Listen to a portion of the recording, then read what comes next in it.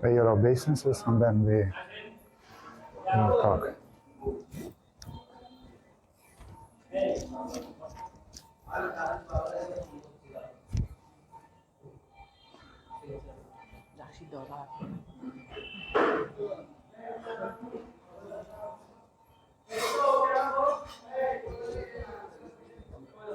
Dear devotees, we have just 10 minutes. Дорогие преданные, у нас сегодня The priests here, they gave us only 10 minutes because they will have some function or something. будет что-то происходить здесь, поэтому они нам дали всего 10 минут. Therefore, Поэтому we'll be very, very brief and very short. очень коротко.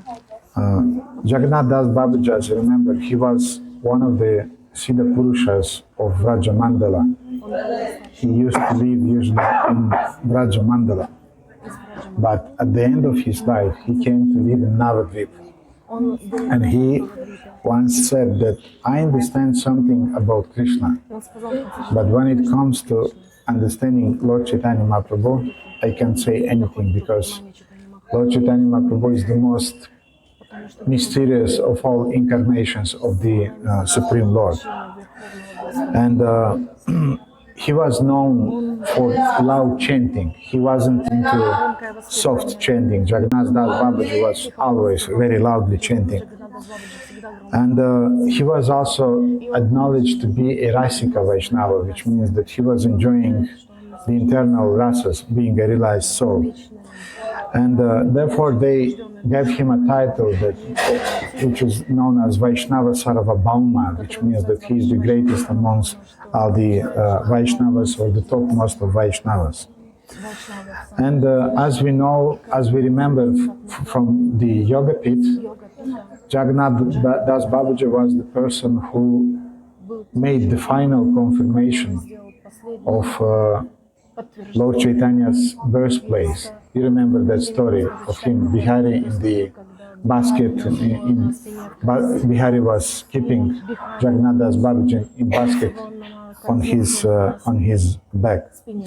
And an interesting detail is that when the place was discovered by Bhaktivinoda Thakur, by the maps that Bhaktivinoda Thakur found, and different historical accounts that were taken into account, and when finally Jagannath Das Babaji, we see spiritual vision when he confirmed that yes, this is the actual place of Lord Chaitanya's birth. It was the order of Jagannath Das Babaji to Bhaktivinoda Thakur to build the place and to build the temple in the place of Lord Chaitanya's birthplace. Now, I just want to read a story, short story. Let's see when they'll ask us to go. But Once a disciple of Jagannath Das Babaji Maharaj, he came to Bhaktivinoda Thakur to kind of like, he became mental and he came to complain. And he said that we gave up our home to learn about bhajana from Gaurkishore Das Babaji Maharaj, but instead he is just instructing us to grow flowers and vegetables, and he is not educating us in chanting the mantras, in chanting the different Diksha mantras. He is not teaching us anything.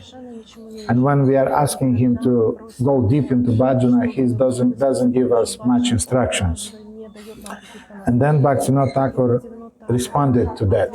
He said that growing tulasi, flowers, fruits and vegetables for the service of the deity will purify all the living entities who are afflicted by offenses and desires in the heart opposed to bhaktis. In other words, by growing those vegetables and tulasis and flowers for the deities, Jagannath Das Babaji is engaging you in practical service to the deity, a service, a seva that is helping you to get purified of your anarthas, of your impurities. And then Bhaktivinoda Thakur said, otherwise it is not possible for them to chant the pure transcendental name. If unqualified persons meditate on the confidential pastimes, then their anarthas will just increase. Like, you know, once in ISKCON we had a so-called Gopi Bhava club, where devotees were gathering together and they were discussing just Rasa Lila pastimes from the Krishna book. They said the Bhagavad Gita is for the beginners, for neophytes, but we are already so advanced that we can hear about Krishna's pastimes. And this gathering was called Gopi Bhava Club. And when Prabhupada heard about it, he became so angry. And Prabhupada smashed this conception during one class. And then one of the devotees from that group, he raised his hand and said, but Srila Prabhupada, isn't it written in your books that Krishna's pastimes, confidential pastimes, will purify us? And Prabhupada said, it will not purify you, it will putrefy you. Because if you are not qualified, if you did not pass the level of anartha nivriti, when you hear about Radha Krishna pastimes, you'll just feel some lust in your heart. Therefore, Babaji Maharaj was engaging his disciples that you serve, you pass through anartha nivriti level, and then time will come and you'll hear confidential pastimes and confidential instructions. Also, Jagannath Das Babaji, he was known as being the one who is not accepting, is not eager to accept donations from anybody. And one day, he ordered his disciples to buy rasagulas and other sweets, to offer them to the deities and give the prasada to the cows and the dogs of the Dhamma.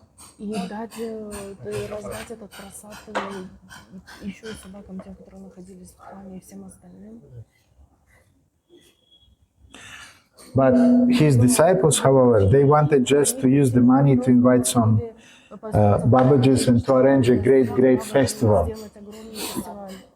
And Babaji Maharaj forbade them. And he said, it is more beneficial to feed the cows and dogs of the Dhamma than to feed so-called Vaishnavas who outwardly dress as saintly personalities wearing tilak and beads, but who secretly engage in illicit sexual activities.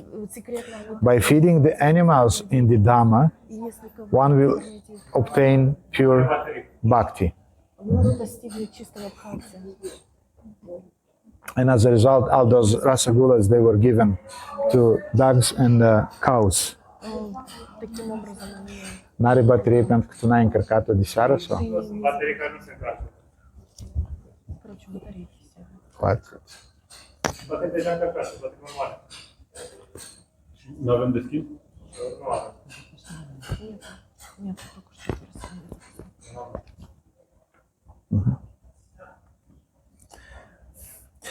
There is another story Este și o istorie. that there was a dog where he lived that had 6 or 7 puppies. И у него было 6 или 7 щенят. And when his disciples brought him Mahaprasada, И когда они he would wait for the puppies to come to him and count them with his fingers. чтобы кончил, ждал, чтобы Then he let them eat from his plate. и они увидели его. Only after they had eaten would he himself honor prasadam.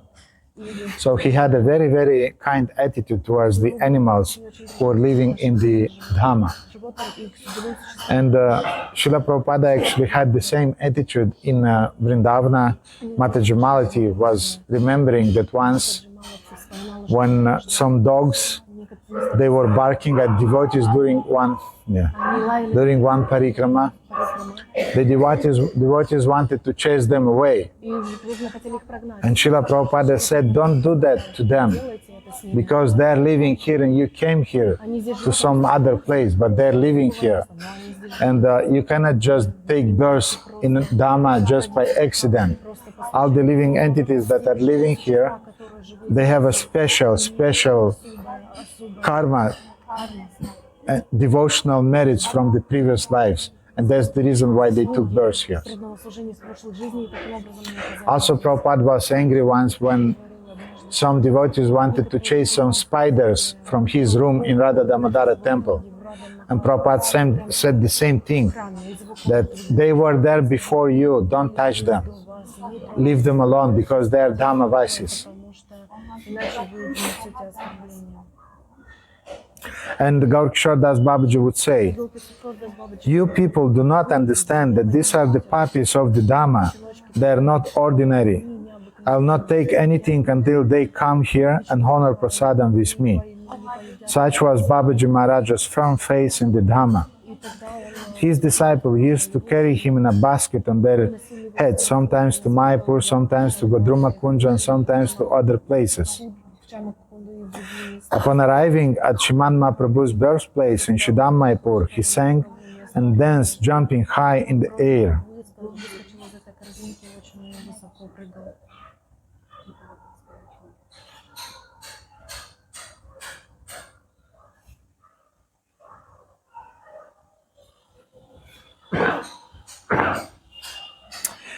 Once a man approached Srila Jagannath Das Babaji Maharaj and repeatedly requested him to bestow some kripa, some mercy upon him.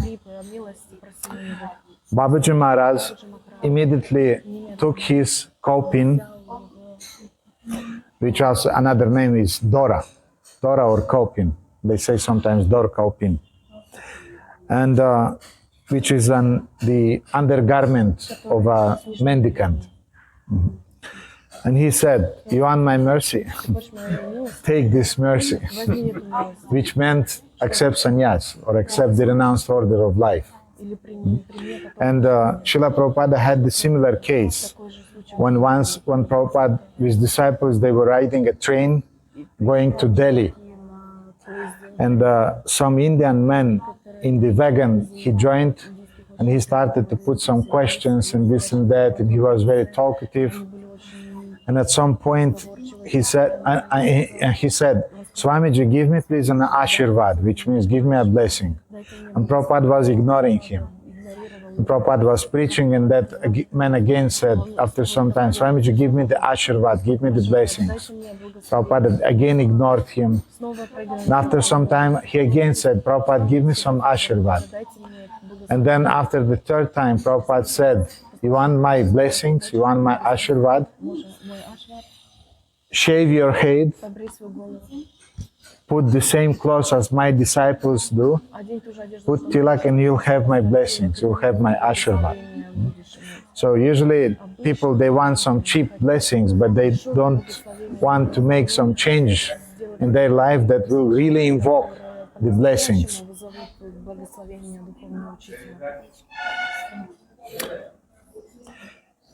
Fearing that he would have to give up on material life, the man quickly fled. Another incident involved a young man who referred to himself as a Babaji's disciples and who lived near his ashrama.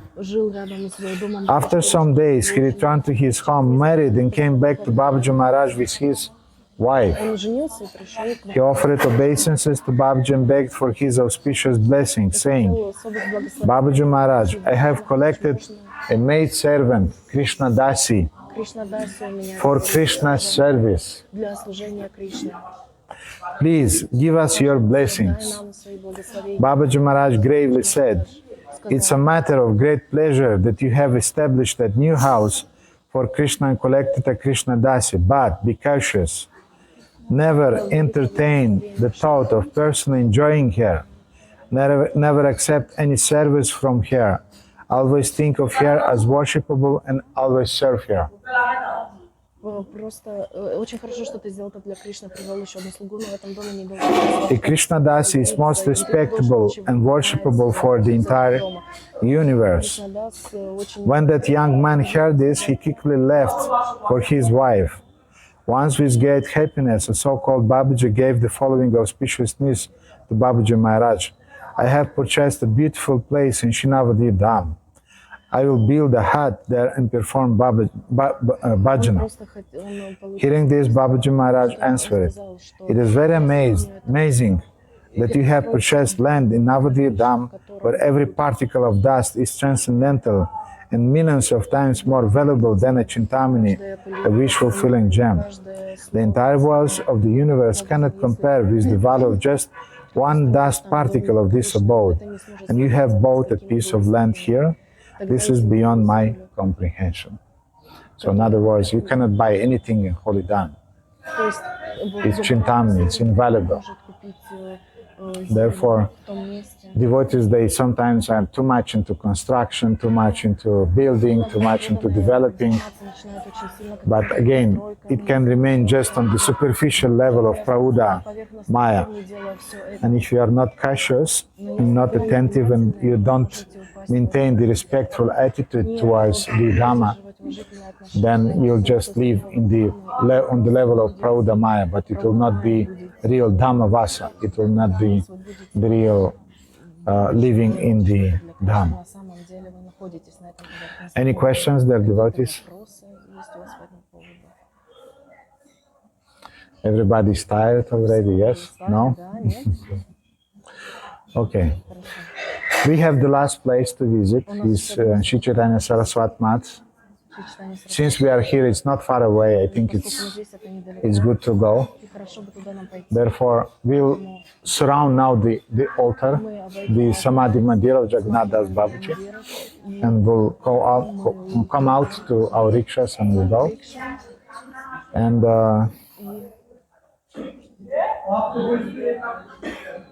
yeah, yes.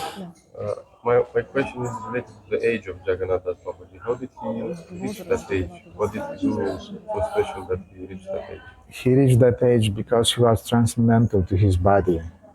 And he was very renounced and he was fed, nourished by the spiritual energy, not by material energy. And don't forget, he had that mission to discover the exact birthplace of Lord Chaitanya, and therefore Krishna kept him alive. Okay, dear devotees, then let's chant our Gayatri mantras here, and then we'll go. So we have 5 minutes to chant Gayatri mantras. Then we go around the altar and we go outside.